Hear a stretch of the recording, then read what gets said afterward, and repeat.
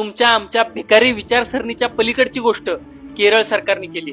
केरळ सरकारने ग्रॅज्युएशन पर्यंतचं शिक्षण free of cost केलंय आणि हे एकमेव राज्य भारतात असं ठरलंय ज्यांनी भिकार धंदे करण्यापेक्षा शिक्षणावर लक्ष दिलंय।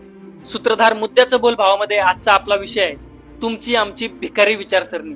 वित्त मंत्रालयाने सुद्धा जाहीर केले की ह्या फुकट पैसे देण्याच्या योजनांमुळे राज्य सरकारांवर कर्ज वाढत चाललंय आणि आपल्यासारखी भिकारी विचारसरणीची लोक 1,500 सरकारकडून घेऊन 5,000 शाळेच्या फीला घालवत आहेत। विचार करा, ग्रॅज्युएशनच्या एका वर्षाची फी 50,000 जरी पकडली, 3 वर्षाच्या ग्रॅज्युएशनचे 1.5 लाख रुपये वाचतात।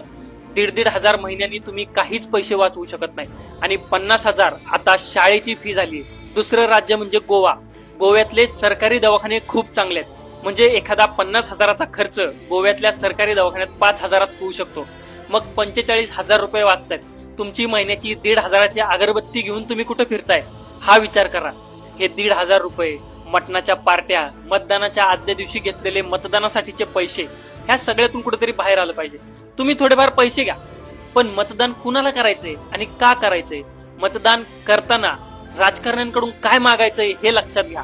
राजकारण्यांकडून शिक्षण आणि चांगले सरकारी दवाखाने मागायचे, म्हणजे आपल्याला 1,500ची नाही तर आपले 1,00,000 1,50,000 वाचवायची संधी मिळेल। हा मुद्दा तुम्हाला कसा वाटतोय मला कमेंट्स मध्ये नक्की सांगा।